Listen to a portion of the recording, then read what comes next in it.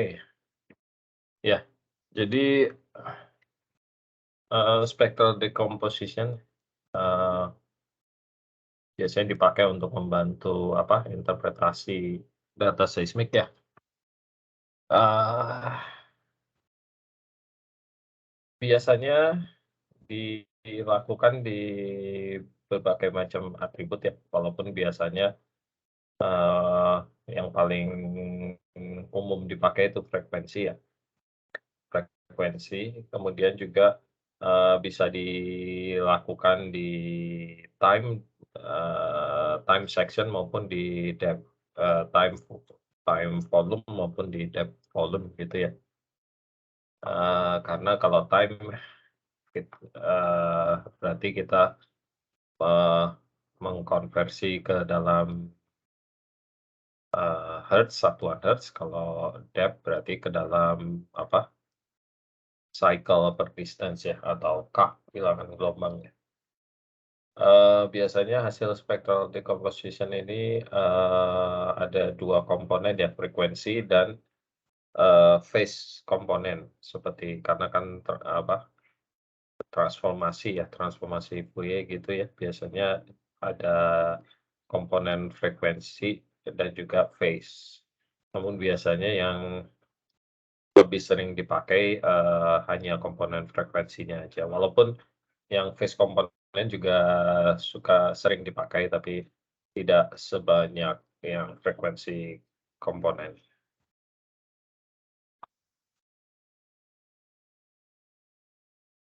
Ini contohnya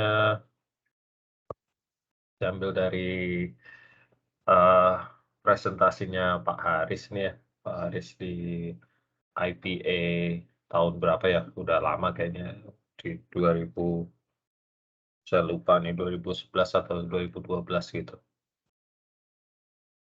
Jadi waktu itu membandingkan, metode spectral decomposition menggunakan, EMD atau empirical mode decomposition dan S-transform, untuk, meli sebagai DHI gitulah ya, DHI untuk,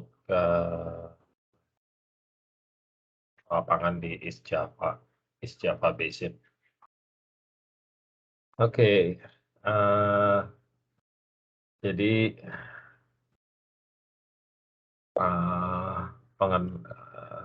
ini outline-nya pada saat itu ya. Jadi introduction, kemudian spectral decomposition, sejarahnya, kemudian metode EMD sendiri, dan S-transform, secara detail seperti apa, kemudian, bagaimana penerapan metode ini untuk, low frequency shadow, identifikasi low frequency shadow.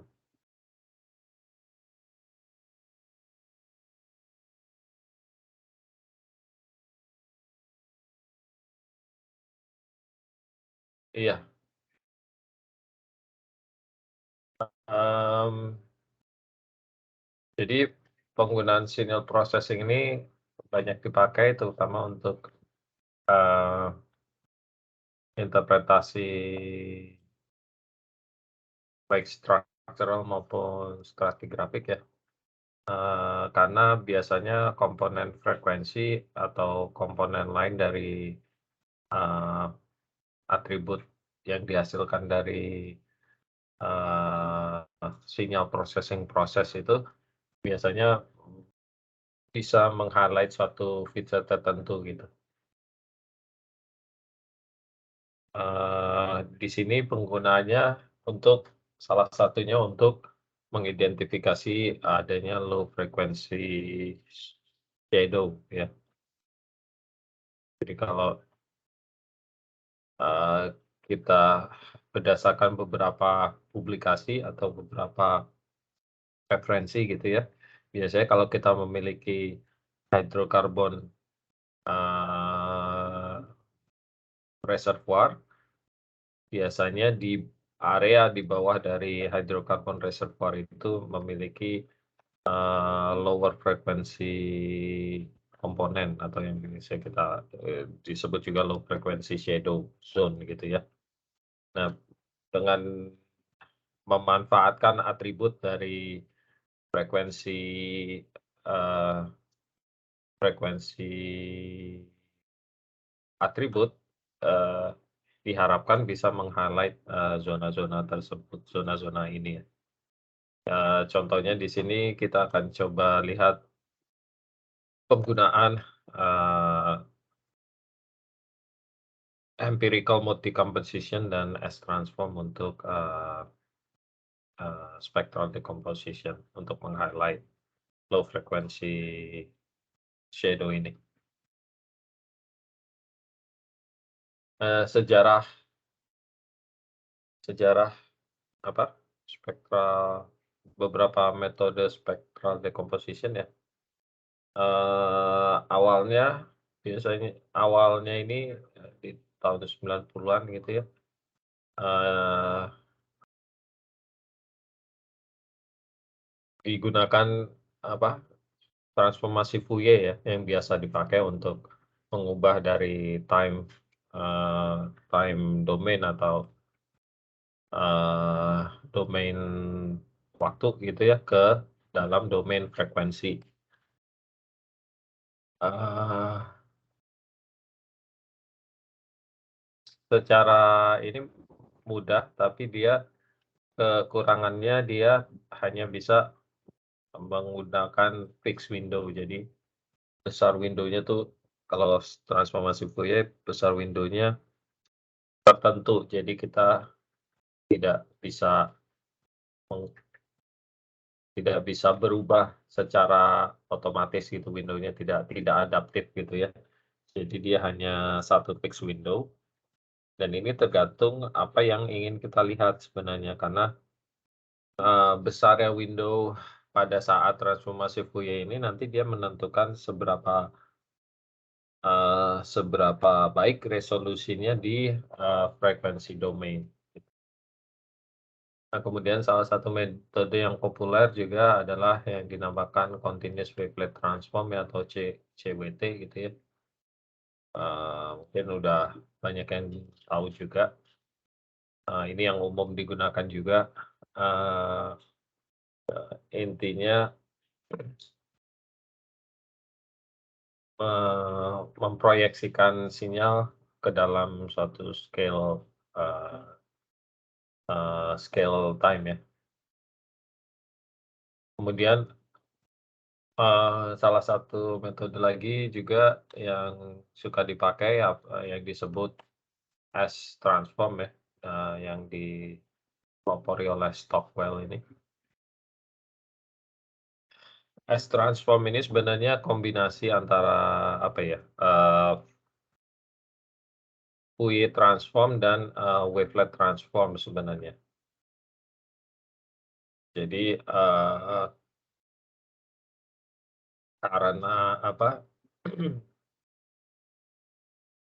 karena Fourier transform hanya bisa fix window, maka, S-transform berusaha mem me memodifikasi supaya, si Fourier transform ini bisa menghandle, non-stationary sebenarnya, dengan penggunaan window yang apa, window yang, lebih fleksibel gitulah ya, sedikit lebih adaptif gitu dibandingkan, Fourier transform.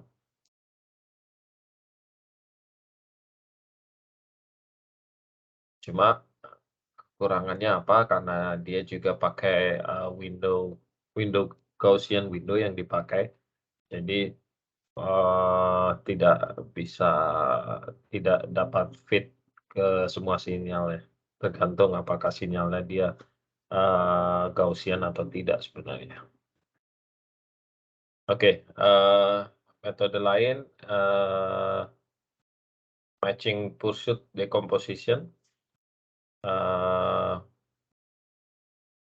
ini biasanya resolusinya lebih baik namun, secara secara computational power dia lebih lebih besar gitu ya. Bentar ya saya kok nggak kelihatan bawahnya.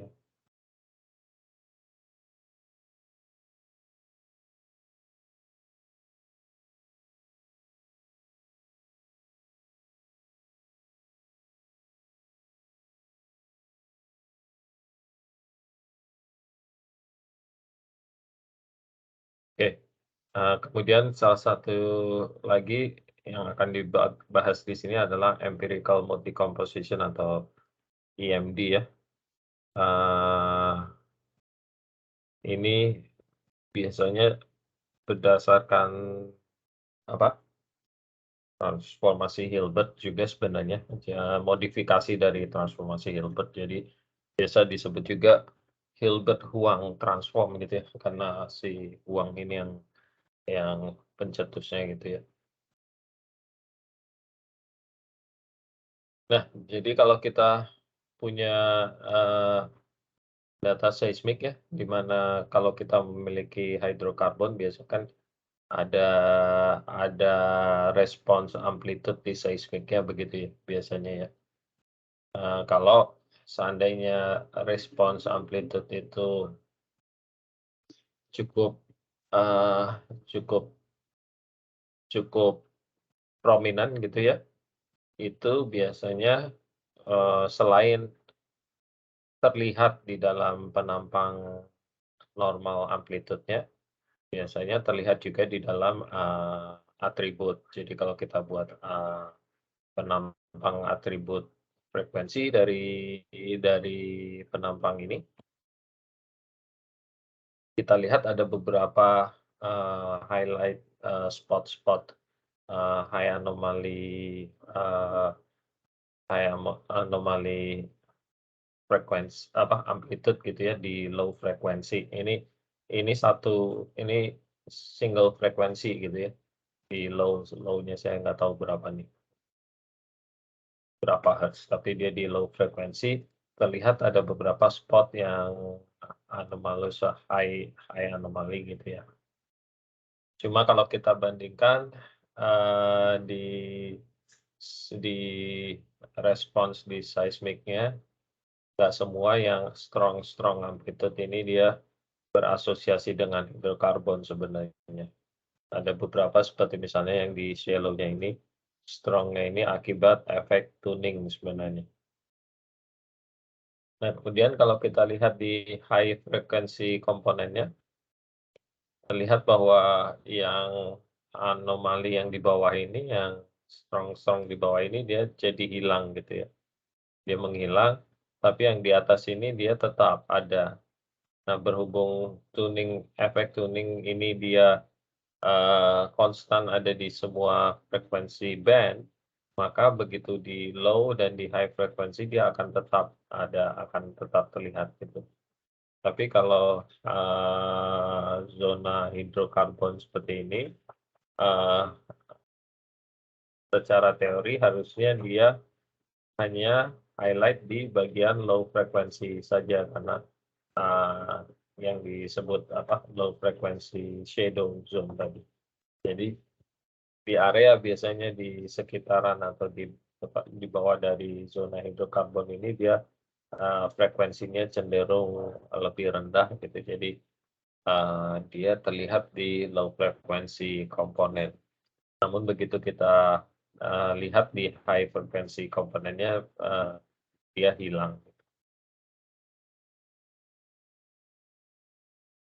Nah ini, workflow yang dipakai oleh Pak Haris dan peneliti yang lain pada saat itu. Jadi, eee mereka memasukkan 3D seismic volume yang sudah di-migrate, yang sudah dimigrasikan, kemudian di-select, area of interest-nya, kemudian dilakukan, S-transform dan empirical mode decomposition untuk, decompose, spektrum spektrum panel.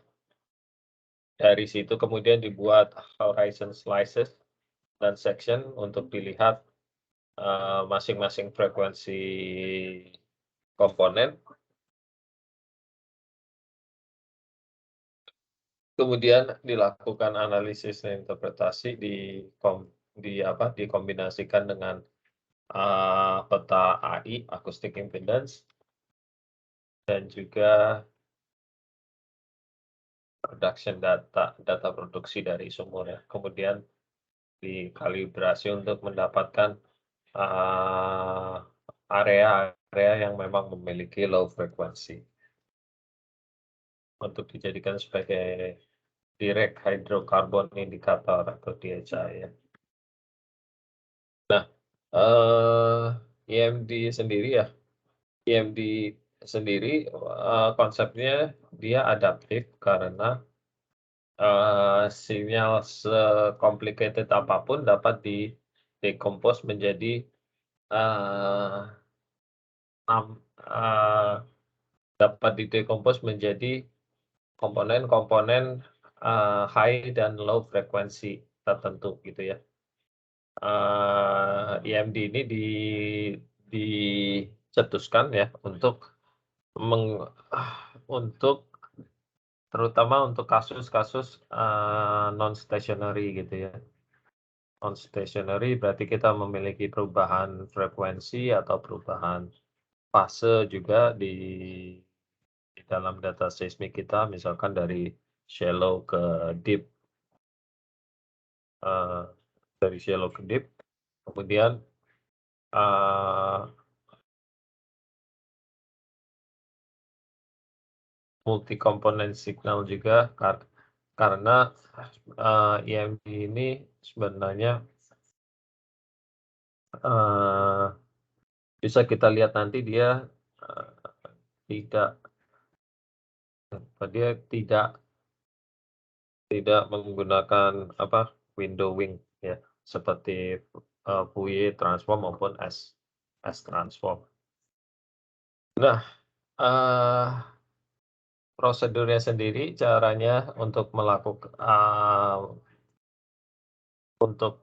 melakukan EMD ini, jadi kita identifikasi dari sinyal yang kita miliki, kita identifikasi, maksimum dan minimum dari, peak-peak sinyal kita.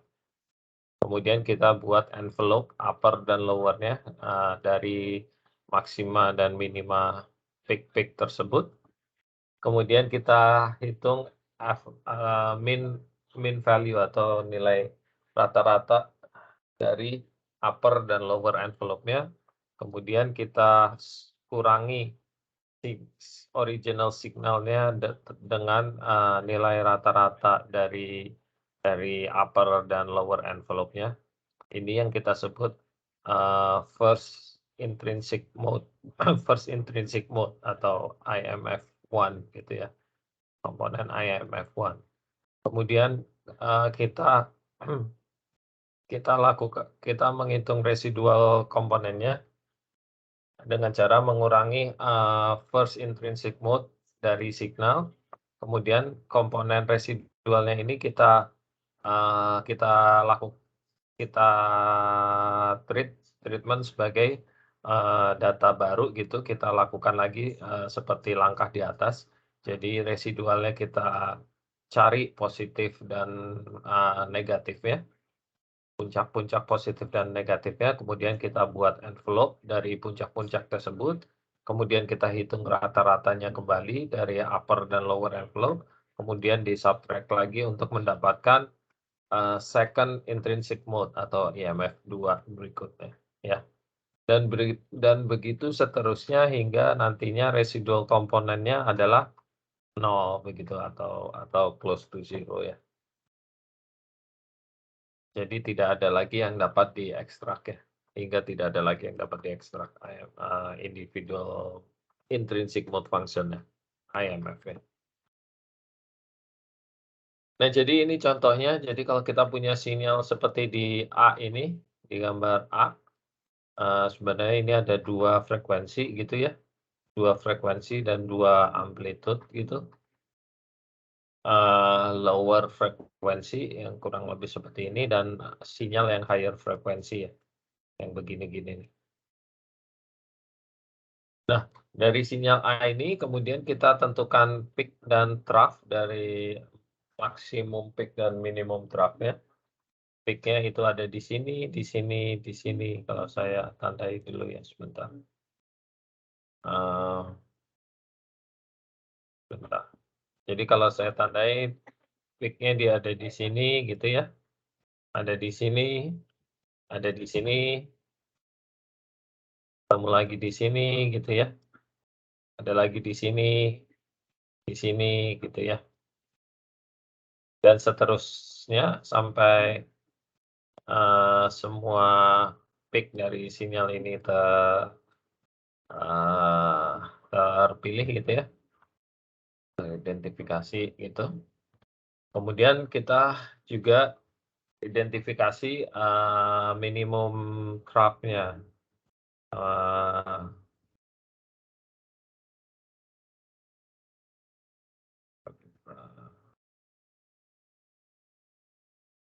kita pakai warna biru, kita punya trough di sini, minimum di sini gitu ya, atau minimum di sini, kemudian di sini, di sini, di sini, di sini, dan seterusnya. Nah, dari rangkaian peak dan trough ini kemudian kita buat envelope-nya, jadi kita bikin envelope-nya yang trough atau yang minimum envelope itu adalah kurang lebih seperti ini ya. Jadi kita hubungkan, kita buat seperti envelope atau amplop gitu ya dari si gelombangnya ini. Ini sambung lagi ke sini, dan seterusnya gitu ya. Ini ke sini, ke sini, ke sini, ke sini gitu. Nah, kemudian yang maksimumnya atau yang, apa, peak-nya juga kita buat envelope-nya gitu ya. Eee, kita buat envelope dari yang peak-nya, kurang lebih begini ya,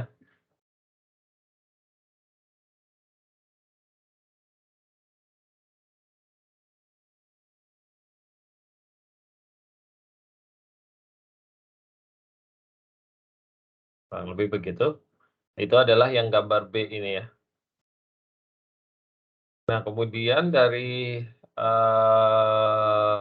apa, dari, eee, maksimum envelope yang merah dengan minimum envelope yang biru, kita hitung rata-ratanya, itu adalah yang hijau di sini ya. Jadi saya dapat rata-ratanya yang ini, yang hijau. Jadi yang merah dikurangi yang, merah ditambah yang biru dibagi 2 gitulah ya, itu min-nya ya, rata-ratanya. Kita dapat yang hijau itu. Nah, kemudian yang sinyal yang hijau ini kita kurangi dari original sinyal yang A, di A. Kita dapatkan itu adalah sinyal yang di C, ya. Kita dapatkan sinyal yang di C. Jadi, kalau kita kurangi sinyal di A ini dengan sinyal yang hijaunya itu, kita dapatkan sinyal yang C. Nah, kita lakukan lagi yang C sekarang kita buat kembali, eee eee, envelope dari maksimumnya. Dia ada maksimum di sini, maksimum di sini, maksimum di sini lagi gitu ya. Kalau kita buat envelope-nya dia kurang lebih kan begini ya, dia akan kurang lebih begini, oke. Dan kita buat juga, minimum envelope-nya seperti di A tadi, eee, kita ketemu minimum di sini, ketemu di sini, di sini. Kalau kita buat envelope-nya, yang minimumnya dia adalah begini,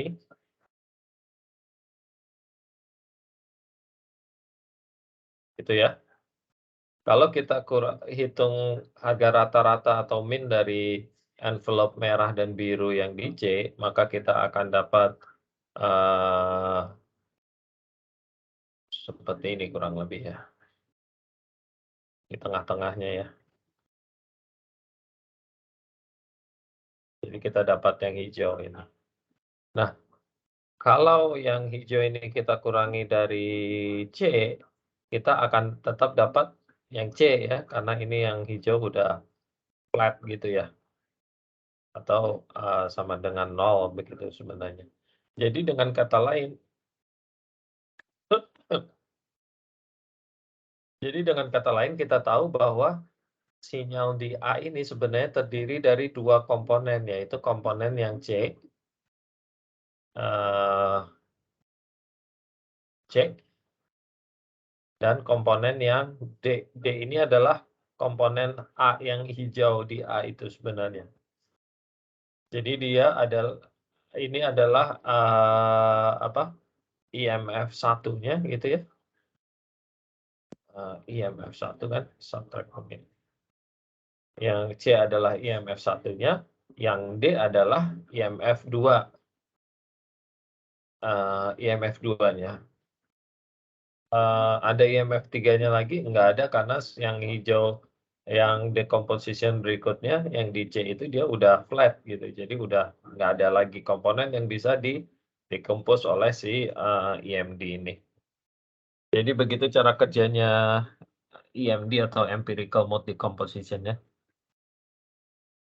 Cukup jelas sampai sini? Atau ada yang mau ditanyakan? Ada yang mau nanya?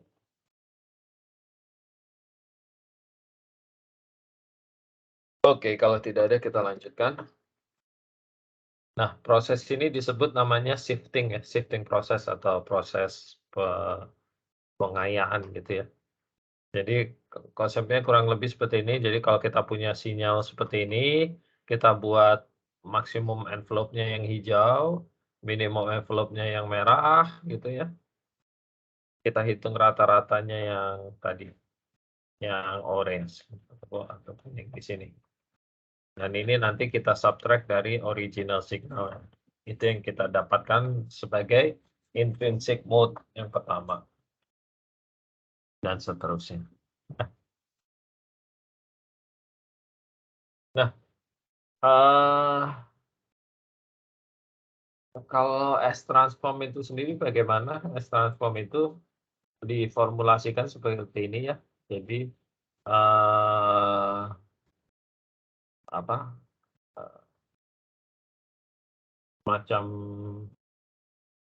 semacam transformasi Fourier, tapi dia menggunakan Gaussian window begitu. Jadi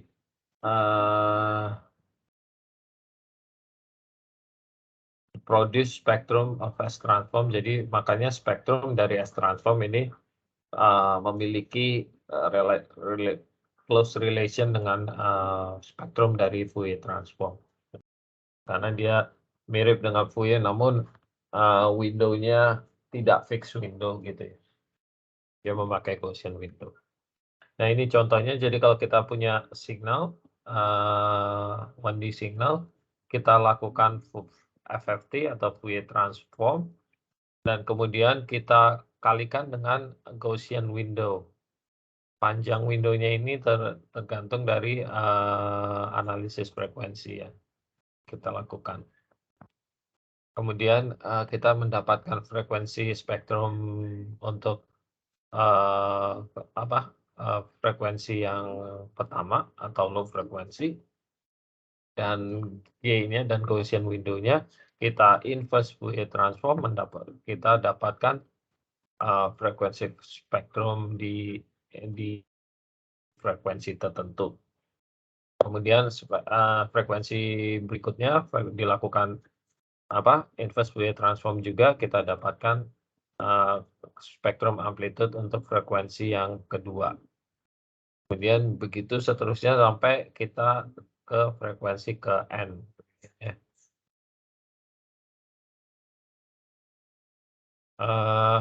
Ini contohnya, jadi lupa ini sinyalnya yang mana ya. Oke. Ini sinyalnya, jadi kita punya channel ini ya, kita punya frekuensi dari low ke high gitu ya, sinyal satu dimensi kayak chirp. Jadi dari kayak suara burung gitu ya, dari low frekuensi ke higher frekuensi. Kalau kita lakukan empirical mode decomposition, kita dapatkan IMF satunya, C1 ini, seperti ini. Jadi dari maksimum envelope dan minimum envelope, kita hitung harga min-nya, harga rata-ratanya, kemudian kita kurangi dari sinyal aslinya, kita dapatkan ini.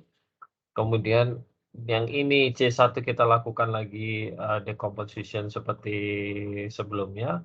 kita dapatkan, intrinsic mode function yang kedua atau IMF kedua yang C2 ini. Dan begitu seterusnya hingga nanti, IMF-nya cenderung, relatively flat gitu ya atau hampir tidak ada perubahan lagi. Berarti sinyal di yang C0 ini dapat dikomposisikan menjadi sinyal yang C1 ditambah C2 tambah C3 tambah C4 dan seterusnya sampai C10 gitu ya. Nah ini contohnya jadi, kita punya itu tadi, chart tadi ya, punya dari, low frekuensi ke higher frekuensi. Kalau kita lihat ini stepping aja ya frekuensinya, dari sini ke 0,5 dia konstan frekuensi atau single frekuensi, 0,5 sampai 1 second dia single frekuensi, 1 second sampai 1,5 dia single frekuensi gitu, cuma makin tinggi. Nah sini, di hasil, spektrogramnya ya, kita lihat memang ternyata frekuensinya makin tinggi ya, dari 0 ke 0,5 single frekuensi dia flat, kemudian naik lagi, naik lebih tinggi, kemudian dari 1 sampai 1,5 naik lebih tinggi, dari 1,5 sampai ke 2 lebih tinggi. Dan kalau kita lihat di sebelah kanan juga gambar yang sama, namun di decomposition menggunakan S-transform. Di sini terlihat, untuk makin ke apa, ke higher frekuensi, makin ke higher frekuensi, ke 60 hertz gitu ya, kita lihat resolusinya makin nggak bagus ya, makin melebar ini ya. Jadi kalau di sini cukup cukup bagus gitu ya, frekuensi resolution-nya kan kita lihat tipis gitu ya, tapi ke frekuensi tinggi dia makin melebar gitu ya, makin melebar berarti resolusinya makin nggak bagus. Kalau di EMD kita lihat secara relatif dia tetap konstan ya, ininya ya resolution-nya. Jadi itu kelebihannya dibanding, S-transform maupun, Fourier transform. Nah ini contohnya untuk data, real datanya, ada 5 sumur yang dipakai dan mereka punya cube AI gitu ya. Dan kalau dilakukan slicing di horizon A dan B, punya 2 horizon kayaknya nih. Jadi di horizon A dan B terlihat ada beberapa area yang punya, strong amplitude gitu ya, yang mau dilihat apakah ini berkorelasi dengan hidrokarbon atau enggak. Dan di section-nya pun juga begitu, ada beberapa area yang memang, strong amplitude. Ini frekuensi dari datanya sendiri, dia dominan di sekitar berapa itu, hampir 20-an hertz ya. Kemudian dilakukan, spectral decomposition menggunakan EMD dan S-transform di 10 hertz. Memperlihatkan ada beberapa, daerah yang high energi gitu ya, atau high anomaly, baik di EMD maupun di S-transform ya. Ini di higher frekuensi, di situ hilang yang tadinya ada ini ya, anomali, di sini hilang, namun di sini ada juga nih. Saya nggak tahu ini, oh nggak beda, ini 290 ya. Ini di 290, 2850 ini malah di 285. Oke, jadi di sini terlihat di frekuensi tinggi di 50, yang anomali tadi jadi hilang gitu ya. Saya nggak tahu ini, memang akibat hidrokarbon atau enggak ya, karena kayaknya sih nanti divalidasi dengan data produksi ya. Ini untuk slice horizon-nya di horizon A, 10 dan 50 hertz ya. Jadi ada beberapa yang memang ada high high magnitude gitu ya, kayak anomali, begitu di high frekuensinya dia hilang. Ya, jadi di situ ya, eee, EMD dan S-transform dapat digunakan untuk melakukan spectral decomposition gitu ya. Walaupun EMD menghasilkan spektrum yang lebih high resolution gitu ya dibandingkan S-transform. Karena EMD tidak menggunakan, averaging effect akibat tidak menggunakan window sehingga tidak ada averaging effect.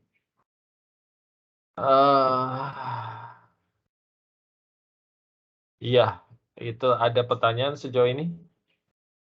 Kalau enggak kita akan coba latihan ya, kita akan buat, reproduce figure ini yang di slide 19 tadi ya, figure ini nih. Kita akan reproduce figure ini dengan latihan yang A ya, latihan 8A. Kita buat chirp signal ya, chirp signal itu berarti dari low frekuensi ke high frekuensi kayak tadi contohnya ya. Frekuensinya stepping up dari 30 ke 120 hertz dengan increment setiap 30 ya. Oke, jadi kalau kita oh,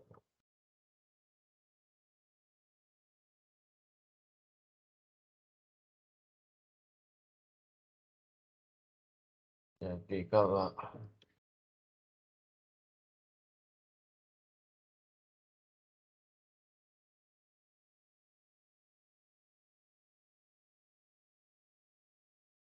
jadi kita coba ke exercise 8 ya, kelas 8, exercise 8A.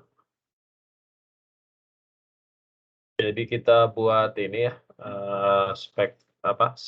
signal 1D signal dengan frekuensi dari berapa tadi 30, lompat setiap 30 ya, lompat setiap 30 sampai, 4 step, jadi sampai 120 gitu ya.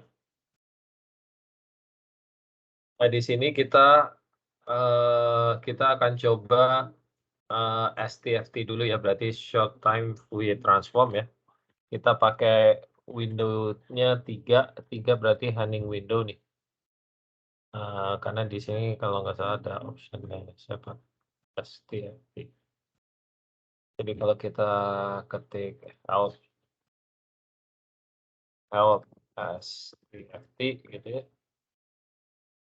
Nah ini. Oh 3 itu rectangle ya, bukan Hamming malah 2. Jadi ini kita pakai rectangular window supaya bukan Hanning. Kita pakai rectangular window. Window length-nya kita pakai 50 millisecond, kita keep 50 dulu ya, nanti bisa dicoba ganti-ganti. Kemudian kita pakai padding 100, kemudian kita lakukan transform decomposition menggunakan short time Fourier transform, STFT. Dan kemudian kita plot hasilnya ya. Kita coba run aja. Harusnya kalian punya output seperti ini. Jadi ini sinyalnya, shift-nya 1 dari 0 sampai 0,5 sampai setengah second itu dia konstan 30 hertz ya. Ini di 30 kan ya, kalau kalian lihat angka di bawah nih, yang di quick-nya itu sekitar 30 ya, 30 hertz. Untuk dari 0,5 sampai 1 second dia naik jadi 60 hertz ya. Sini ini di 60, sekitar 60. Kemudian dari 1 sampai 1,5 second dia naik jadi 90 hertz frekuensinya. Di 1,5 sampai 2 dia jadi 120 hertz. Ya, jadi kita lihat ya ada stepping frekuensinya, kelihatan di sini. Nah, kalau kita lihat, untuk kasus ini sebenarnya cukup baik ya, window kita pakai 50 dia sudah cukup baik bisa mereso apa, meresolve, frekuensi resolution yang cukup baik dan juga time time resolution yang cukup baik. Karena kita lihat, cukup tegas gitu ya ini pembedanya. Oke, sekarang kita keep gambarnya di sini, kita coba ganti window-nya. Coba kita ganti window length-nya jadi, 500 millisecond. Oke, kita coba kalau kita run pakai 500 millisecond. Yang agak ekstrem aja supaya kelihatan bedanya ya. Kita coba run. Ini adalah hasilnya, kita pakai 500 millisecond. Ya, Oke, kalau kita pakai window 500 millisecond di SPUI transform ya, terlihat, resolusi frekuensinya dia makin baik ya, cukup baik. Jadi, kalau tadi sebelumnya kita agak ambigu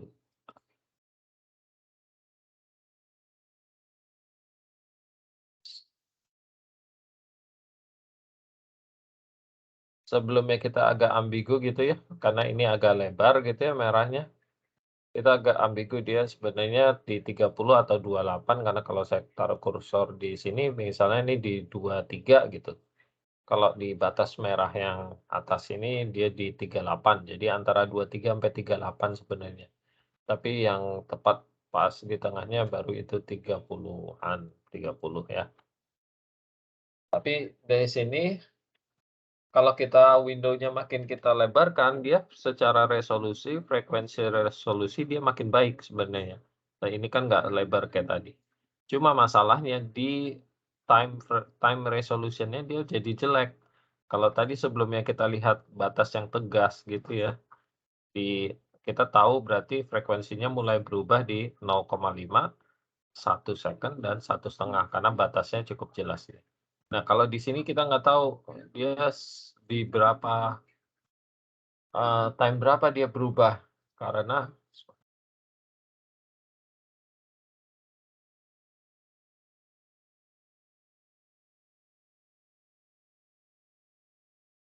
karena ini overlap gitu, antara ini frekuensi yang sini dan sini.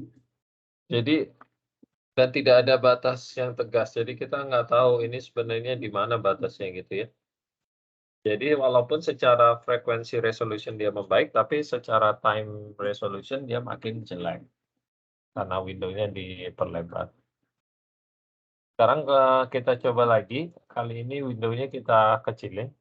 Jadi kalau tadi 50 kita sekarang pakai coba, 0,5 gitu ya, 0,5 millisecond window-nya. Coba kita run. Oh ya, error, oh oke. Jangan 0,5 berarti 5, kita pakai 5 ya, 5 millisecond. Nah, untuk window length 5 millisecond, kita lihat ini batasnya jadi jelas ya time time-nya. Jadi kita lihat, oh ini kelihatan banget di antara ini dan ini frekuensinya berubah gitu di 0,5, di 1 juga dan di 1,5. Cuma masalahnya, problemnya untuk resolusi frekuensinya kita jadi jelek banget ini, kita nggak kelihatan ini berapa hertz sebenarnya sinyal di frekuensi di sinyal yang ini. Kemudian di sini juga kita nggak tahu berapa hertz ini bisa dari 93, 94 sampai, 0 gitu. Ini juga demikian juga di sini. Jadi semakin kecil window untuk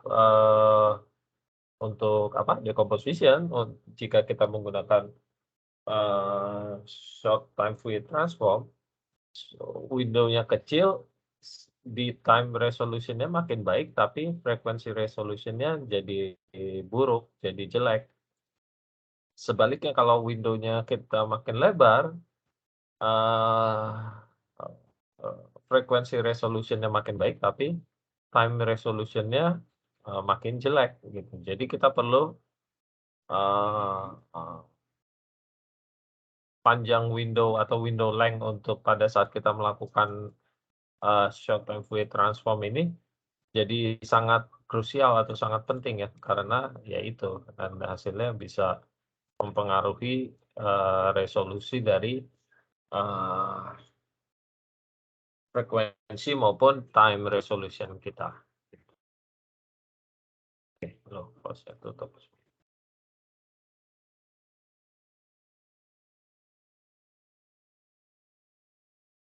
Ya, ada pertanyaan sejauh ini? Atau ada yang nggak jalan? Jalan semua ya, latihannya ya? Pak, tadi kan Bapak bilang soal kalau Fourier transform itu windowing-nya udah fix ya Pak. Iya, heeh. Berarti ada pemilihan nggak, batas-batasan windowing nggak yang kita harus pilih berapa sampai berapa gitu Pak?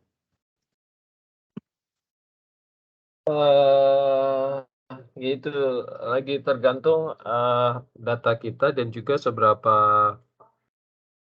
seberapa besar yang mau kita lihat atau sebenarnya apa yang mau kita lihat sih. Kalau kita mau melihat yang tipis-tipis gitu ya, di bawah resolution dari seismik, jadi berarti kan kita perlu window yang cukup lebar ya, supaya, eee sorry, window yang tidak terlalu lebar supaya supaya time resolution kita baik, cukup baik atau vertical resolution kita baik. Nah cuma, problemnya frekuensi resolution kita jadi tidak baik, jadi buruk. Jadi nanti pada saat kita decompose di lower frekuensi, dia keluar stand out anomali, itu di higher frekuensi nanti dia tetap ada. Nah, tetap adanya ini akibat, apa, eee frekuensi resolution yang jelek atau memang karena, eee, memang ada data, akibat ada data gitu. Jadi kebayang ya, jadi, agak agak tricky karena tergantung apa sih yang mau kita lihat gitu ya. Jadi, lebar window-nya ini mempengaruhi,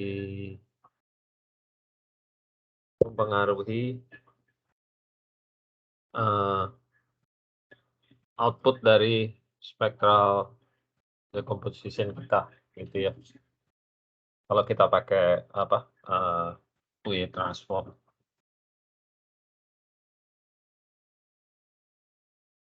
Berikutnya, ini tadi latihannya ya, kita pakai 50 milisecond, pertama hasilnya seperti ini.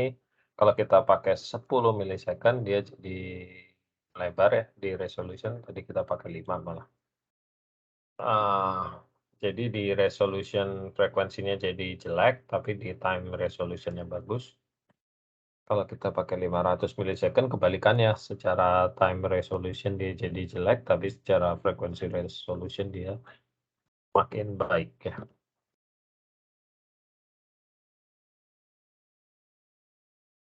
Nah sekarang latihan berikutnya yang 8B kita lakukan hal yang sama tapi kita menggunakan transformasi S ya, S transform. Nah ini hasilnya, jadi kalau kita, buat yang B, kita lakukan hal yang sama, kita buat sinyal yang sama persis dengan yang latihan A tadi. Kali ini kita, pakai S transform ya, composition-nya kita run aja. Nah hasilnya ada seperti ini. Jadi eee, beda dengan yang tadi yang Fourier ya, kita tidak menentukan besarnya lebar window-nya di sini. Karena window-nya ini otomatis apa otomatis dihitung oleh si S transform menggunakan Gaussian window ya.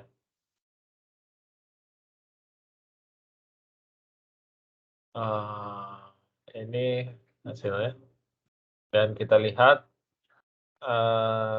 dia cukup adaptif gitu ya, cuma memang problemnya di higher frekuensi frekuensi resolutionnya jadi tidak sebagus di lower frekuensi. Namun dia masih tegas juga ya, pembeda antara area time resolution. Ini kalau kita pakai S transform dan kemudian latihan berikutnya kalau tidak salah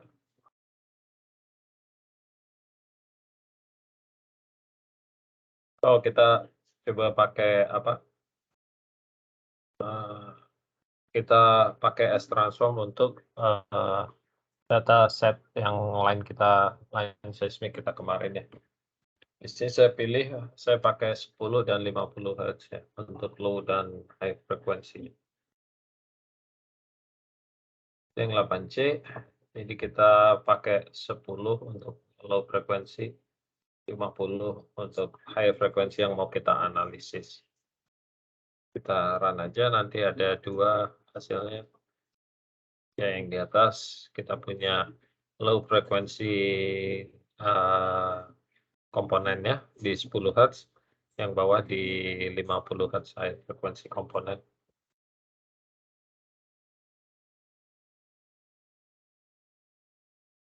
Nah, kan kalau dari sini kan terlihat ya, kalau dari 0 atau dari yang atas hingga ke 1,5, kurang lebih 1,5 two way time, itu kita dominasi oleh higher frekuensi data kita ya. Didominasi oleh higher frekuensi di sini dari atas sampai 1,5 second two way time.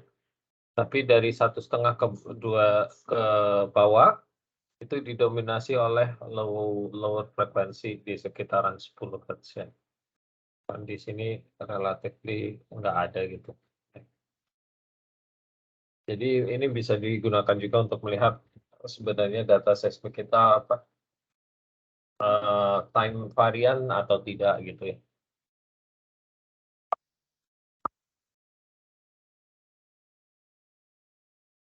Oke.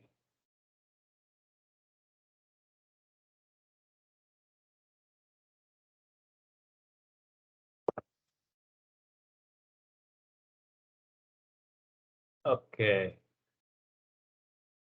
Oh, yang latihan 8 CD ini saya nggak masukin ya. Oke. Apa? Jadi 8D ini sebenarnya kita reproduce gambar ACD. Gambar yang ini sama-sama.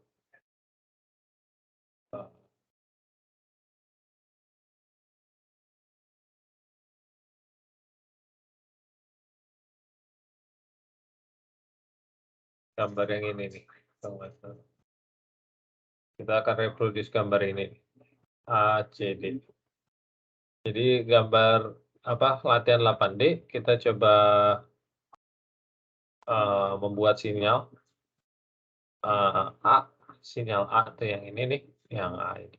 Dari 2 sinyal C dan D sebenarnya. Jadi kita punya frekuensi 2 frekuensi. Frekuensi C 20 Hz, frekuensi D itu 5 Hz ya. Ini 20 Hz, ini 5 Hz. Kemudian kita gabungkan frekuensinya.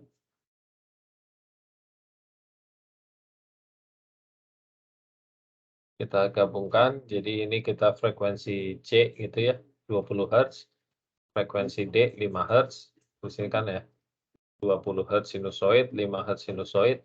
Kalau kita gabungkan, kita jumlahkan antara atas dan tengah, hasilnya yang bawah ini ya. Sinyal seperti ini, seperti di slide tadi. Nah, kalau sinyal itu tadi, sinyal yang di bawah ini kita lakukan transformasi S transform, terlihat memang ada 2 frekuensi di sini ya. Ada di 5 Ini kan 5 Hz ya, 5 dan di sekitar 20. Cuma memang yang 20 jadi melebar karena secara resolution frekuensi, S-transform tidak begitu baik ya kalau makin tinggi frekuensinya ya. Tapi dari sini kita tahu ada 2 frekuensi dan yang frekuensi yang 5 atau yang di bawah dia memiliki amplitude yang lebih kuat ya. Kelihatan di sini ada merahnya, di sini enggak ya. Jadi memang terlihat di sini yang 5 Hz dia amplitude-nya lebih tinggi ya dari -1 ke 1, sedangkan yang di 20 Hz dia cuma -setengah sampai setengah ya. Jadi gitu. Jadi ini kurang lebih ya. Nah yang 8E, latihan 8E sebenarnya kita coba decompose signal tadi, signal yang kita buat di 8D dengan menggunakan EMD ya, Empirical Mode Decomposition. Jadi kita run. Ini sama seperti tadi, jadi saya punya 2 sinyal, 20 Hz dengan amplitude yang lebih kecil, dan sinyal 5 Hz dengan amplitude yang lebih besar gitu. Kalau saya gabungkan, saya dapat gambar sinyal seperti di slide yang A tadi ya. Saya dapat sinyal seperti berikut. Kalau sinyal itu tadi saya decompose menggunakan EMD, Empirical Mode Decomposition, ini adalah IMF 1 saya atau Intrinsic Mode Function yang pertama saya, yang di atas. Jadi dia merekonstruk sinyal yang 20 Hz tadi ya.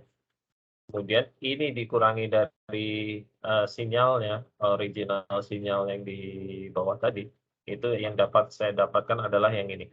Jadi yang frekuensi 5 Hz sebenarnya. Jadi masih ada lagi nggak? Masih ada sebenarnya, tapi cukup kecil dan saya ignore, saya cuma ambil 2 IMF-nya aja, saya ambil IMF 1 dan IMF 2. Kalau saya rekonstruk kembali dari 2 IMF ini, terlihat hasilnya hampir mirip seperti input-nya ya. Input-nya kan yang ini tadi. Ini hampir mirip tapi, amplitude-nya yang di ujung sini lebih rendah dan yang di sini ada yang kepotong gitu. Tapi secara umum hampir semua sinyalnya bisa direkonstruksi dengan hanya 2 IMF yang pertama.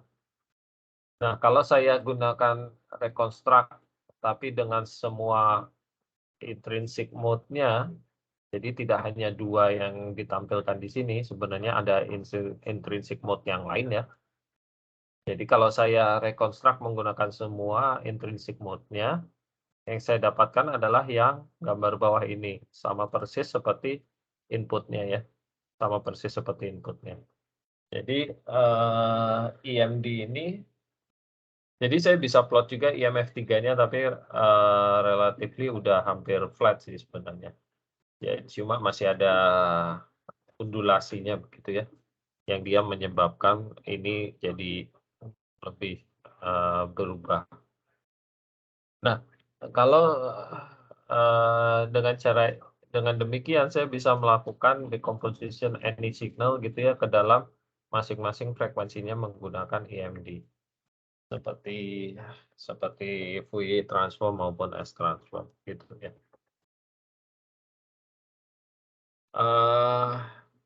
Ini latihannya sejauh ini gimana? Ada yang nggak jalan latihannya atau jalan semua? Harusnya jalan semua ya. Ada yang ingin ditanyakan nggak sejauh ini? Yang 8A sama 8B itu kalau Ya. kita tahu frekuensi originalnya itu yang mana ya Pak? Yang digambar Gambar mana? hasilnya Apa? tadi, hasilnya tadi. Hasilnya yang ini 8A. Sama 8B itu. Heeh.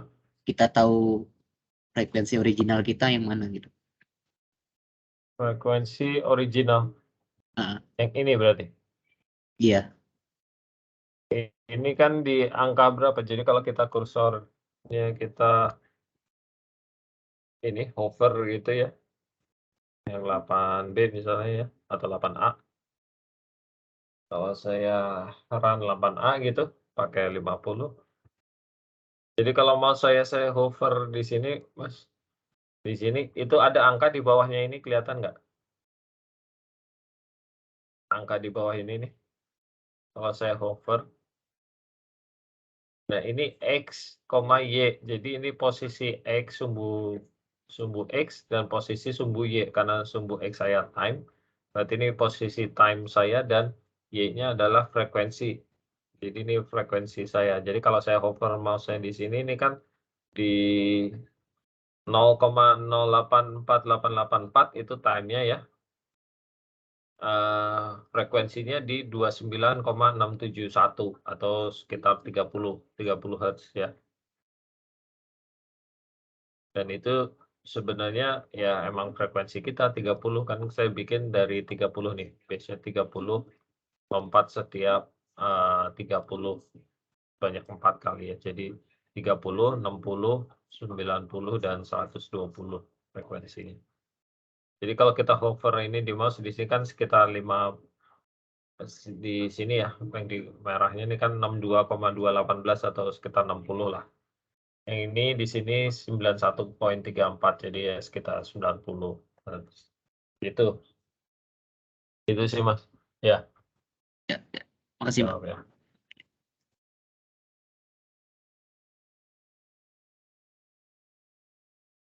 Oke. Ada lagi yang ingin ditanyakan? Kalau tidak ada, kita lihat jadwal kita minggu depan 19 ya, berarti 23 kita udah ini ya, sudah kayaknya minggu ini kita udah UAS ya. Sebenarnya saya masih ada 1 materi lagi sih, tapi 2 materi, tapi kita lihatlah kalau nggak ngejar ya berarti sampai yang ini aja ujiannya, itu aja ya. Oke, ada lagi yang ingin ditanyakan? Kalau tidak ada, karena materi berikutnya agak lumayan sini. Jadi kita masih ada 2 materi lagi sih sebenarnya yang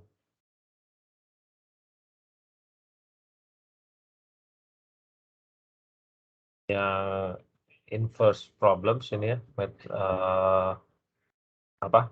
tentang inversi gitu ya, teori inversi, sama satu lagi nih yang agak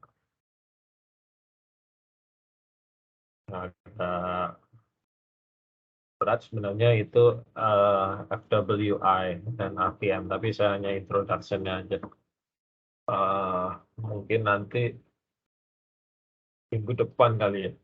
Kalau minggu depan mungkin saya coba habiskan materinya. Kalau enggak ya kita sampai yang terakhir aja ujiannya.